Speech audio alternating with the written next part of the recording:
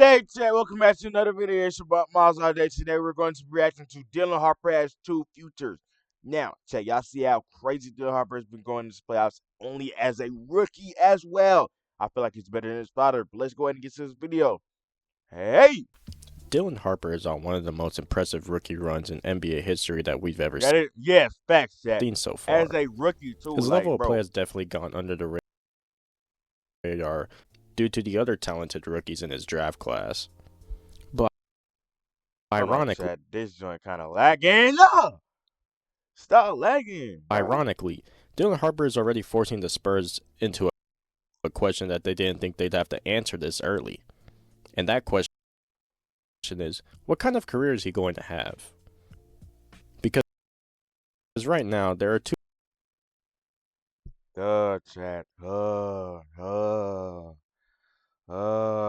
right now, there are two very different paths being laid out in front of him.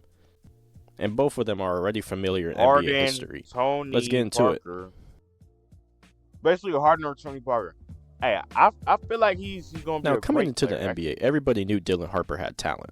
Size, the physicality. Like y'all got to see, like, the way he's playing, like, his confidence as a rookie is insane. Like, I seen, last game versus Spurs, this man, taking key shots, key moments, key stuff, and it's like, he's only a rookie too, and he's doing this. He wants to be this. He wants to be the man to score. He wants to be the man to do it. And I really respect that, Chet. The ability to create downhill, it all translated immediately.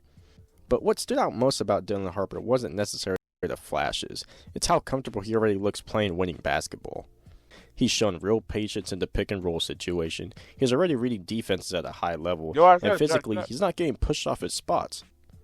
If we looked at his rookie season overall, Dylan Harper averaged 12 points, 3 rebounds, and 4 assists on 51% shooting, 34% from 3, and 76% from the line.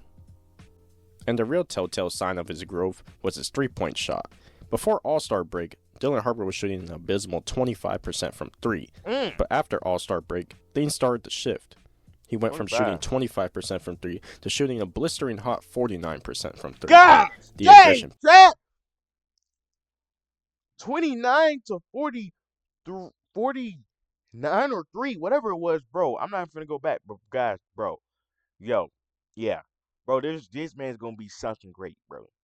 He's gonna be one of the top players. So now the Spurs gonna have him, Stephon Castle, Wemby, Devin Vassell, Darren Fox, bro, and they're only gonna get better and better. They're the youngest NBA playoff team. Like, dude, I think of all time too. Like, bro, this is not normal, bro. Bro, this man's only 20, chat. 20. And he's playing like this, playing like a star. Yo, I feel like he's playing like a star right now. Like, in these playoffs, like a young star who's just coming up. Literally.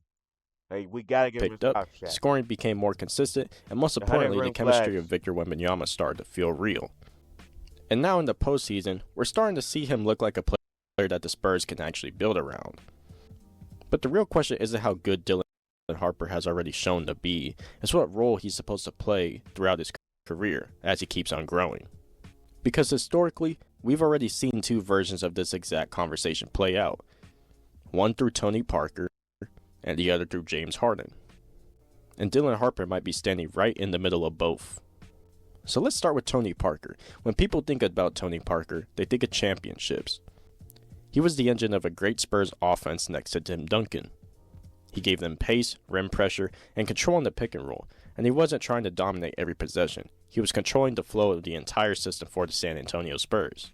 Because of that sacrifice, he became a 4-time NBA champion, a Finals MVP, and one of the most important guards of the 2010 era. And when you look at Dylan Harper, you definitely see some similarities between them. The downhill pressure's already there, the comfort in the pick and roll is already there, and more importantly, I feel like, the ability to play next to a dominant big like Tim Duncan. He's doing this as a rookie, which is mind-blowing. Like, with Victor Wembanyama is already showing up. So if Dylan Harper takes this path, he doesn't necessarily have to become the face of everything. He becomes the guard that makes everything work. The stabilizer, the co-star, the championship piece to a Spurs dynasty. I feel like that. But there's another path.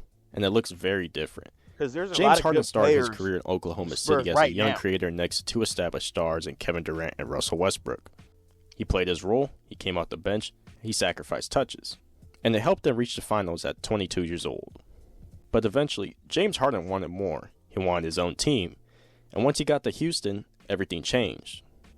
He became one of the greatest offensive forces the league has ever seen.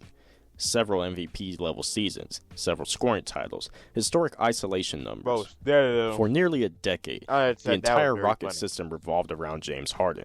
And that's the other side of Dylan Harper's future. And let's be clear, the Harden path isn't necessarily failure, it's greatness, but it comes with a different reality. Even with all-time production and historic scoring numbers, there's still one thing missing from James Harden's already great career, which is a championship. So when you compare the two paths, the Parker path gives you structure, it gives you championships, consistency, and long-term winning within a system, but it limits your individual ceiling. The Harden path gives you everything offensively, freedom, dominance, MVP-level impact, but it asks you to carry everything, and the championship becomes harder to reach. One path is about fitting into greatness, the other path is about becoming the system itself. And this is why Dylan Harper's situation is so unique, because Victor Wembanyama changes everything.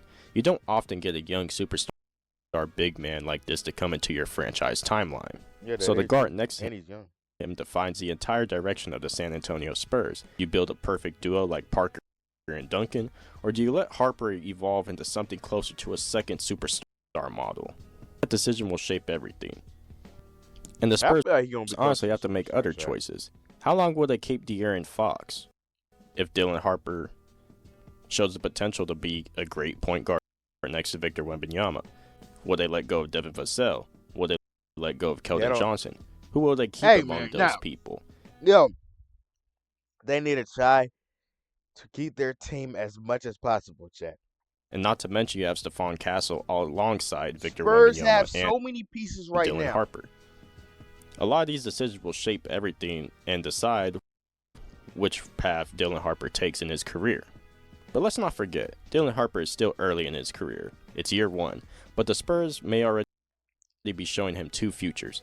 One's built on legacy, stability, and championships, and the other one's built on superstardom, volume, and individual greatness.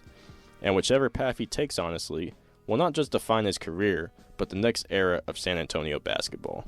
That's going to be all for the video, guys. You guys can let me know in the comments down below which path you think Dylan Harper would most likely take, or what you see him becoming throughout his career, from what you've seen so far from him in his year as a rookie.